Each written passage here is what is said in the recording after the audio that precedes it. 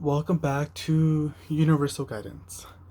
Before we start off your reading, I want to bring up these four main points to help you understand what I'm doing and to prevent from any questions to brew and also to not feeling confused after the reading.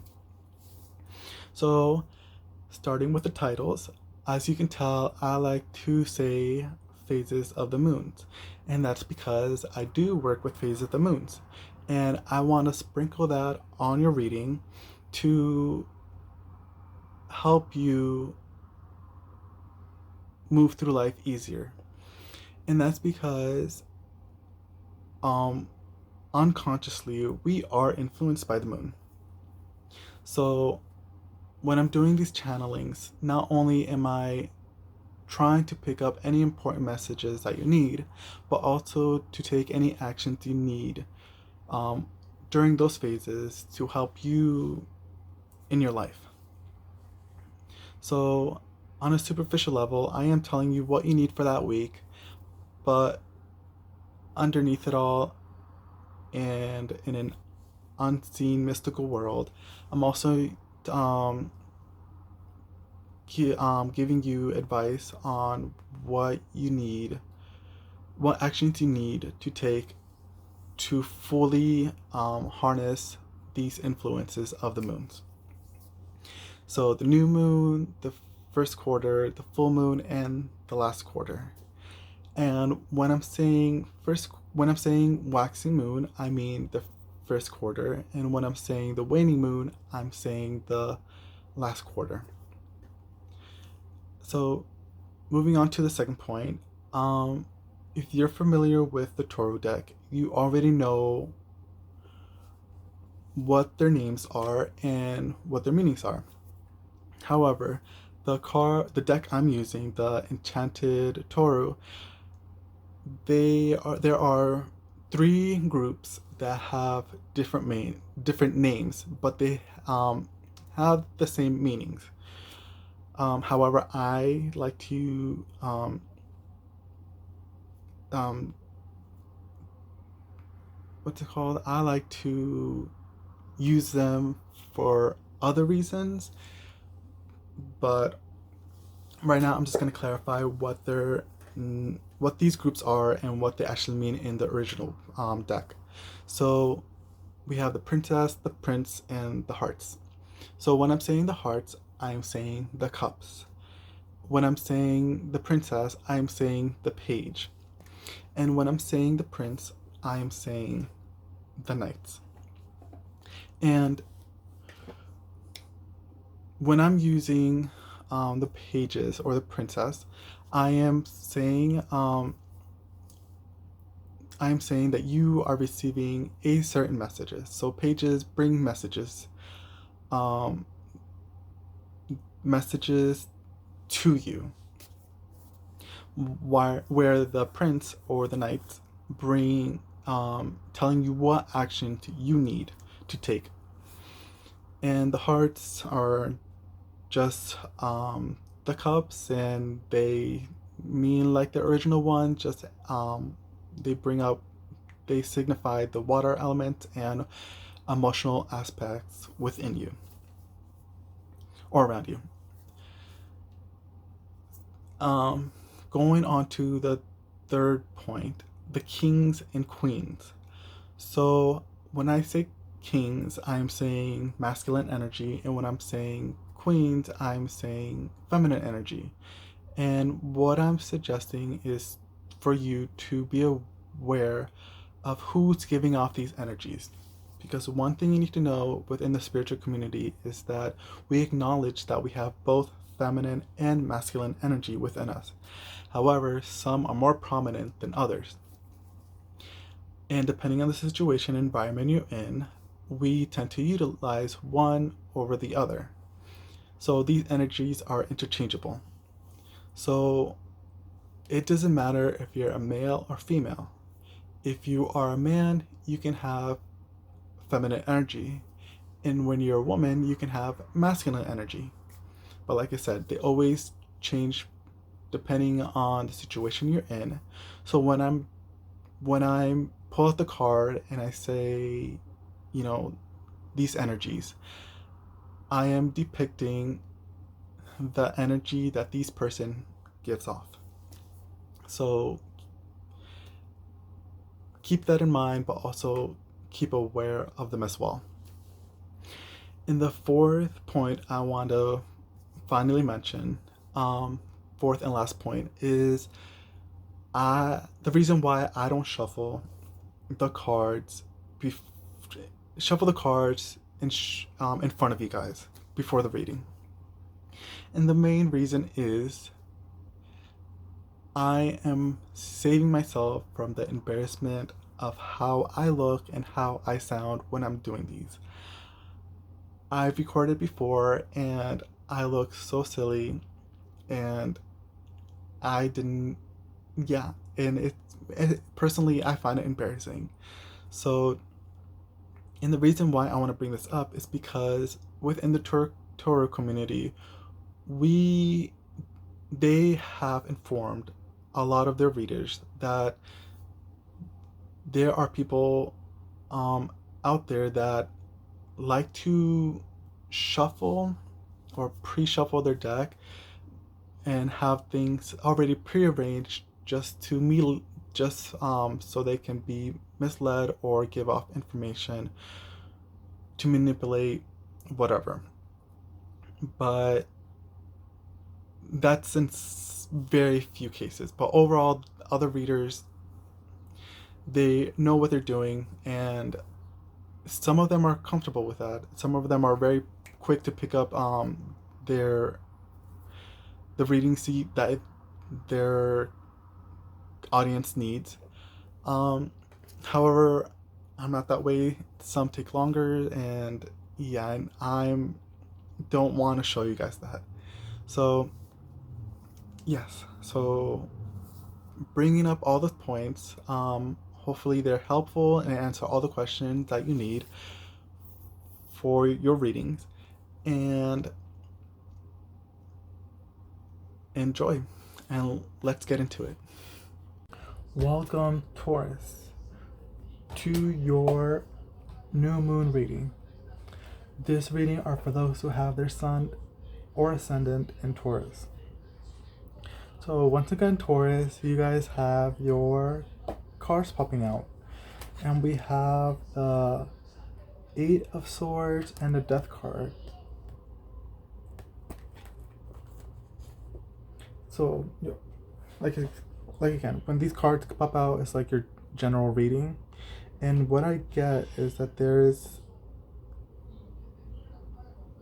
something ending, there's something coming to an end with a Death card. And something you need to keep in mind is with every ending, there's a new beginning. But there's some kind of like you're anxious about it. And it might be because like of the unknown, which we all get sometimes. But okay, we got the Three of Pentacles, the Prince of Wands, and the Six of Hearts. So with the Three of Pentacles, you're receiving help. You're receiving assistance towards this new change.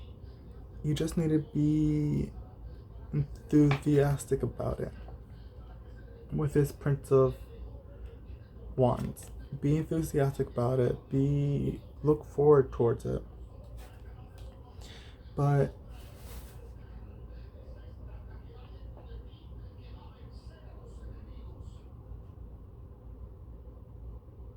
don't let the past hold you.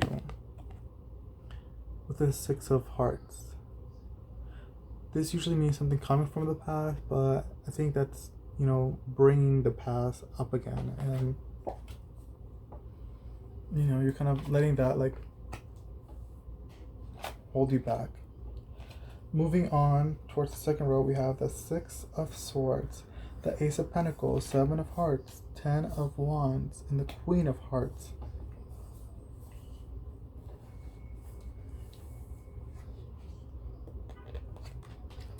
Yeah, I mean, everything that you have learned, everything that you experience, you know the lessons from that. And you need to carry that on with you towards this new beginning, which is great. It's gonna be great because it's gonna help you achieve and obtain wealth with this Ace of Pentacles. You just can't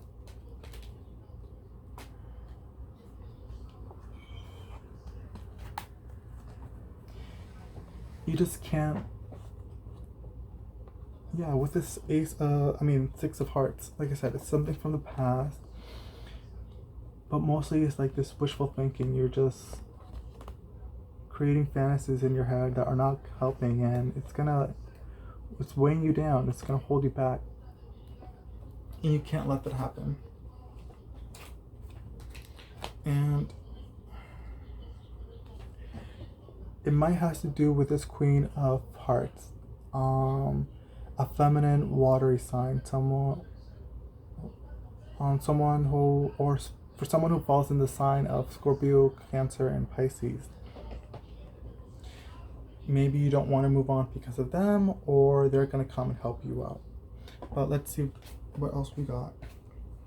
We got the Ten of Hearts, the Fool, the Five of Hearts, the King of Hearts, and the Ace of Hearts. There's a lot of emotion going on, but all good so far. Actually, all good.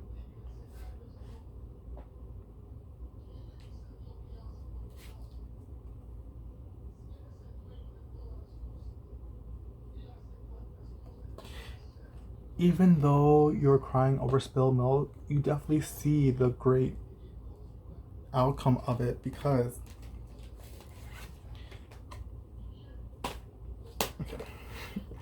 we got the Ten of Hearts with the Fool card. So you're definitely moving on, you're going on new adventures, and it's going to fulfill you. You're going to feel so great about it towards the end. And I see it's great love. What's gonna come from that, it's gonna be some kind of like love coming in, new love coming in with this King of Hearts. Someone who has a masculine watery persona, or someone who falls in the sign of Scorpio, Pisces, or Cancer. So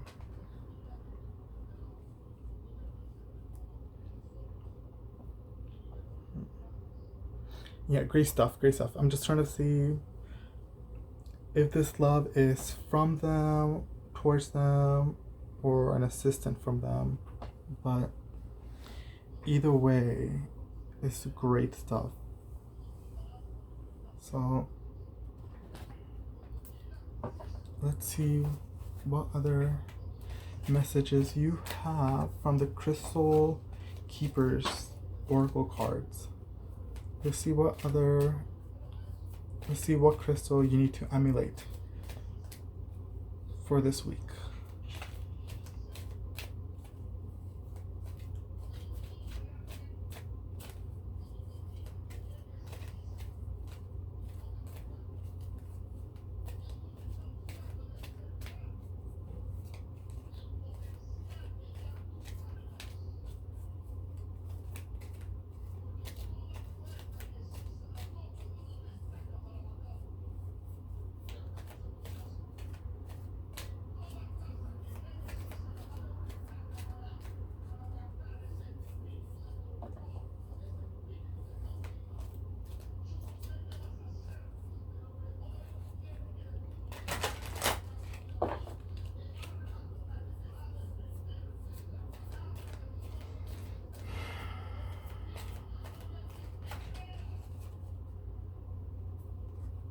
Tiger's Eye.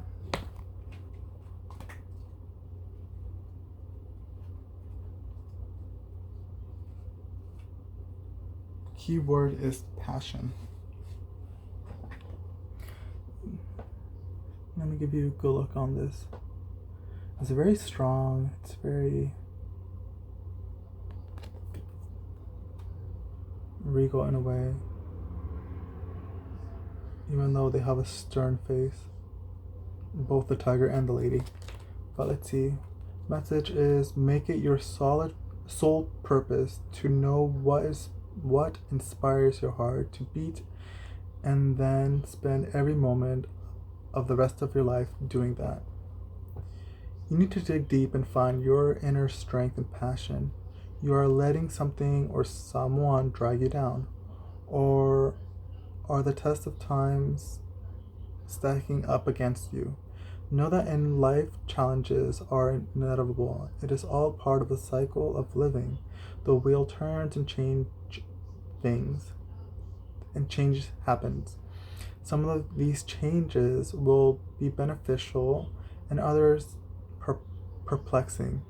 But everything is temporary and you have the inner strength to rise above it.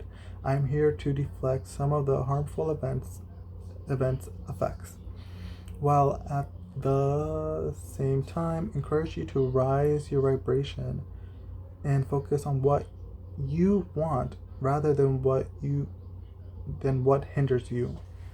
When you give your attention and gratitude to your desires, you have the ability to draw more of what you seek into your life. Yeah.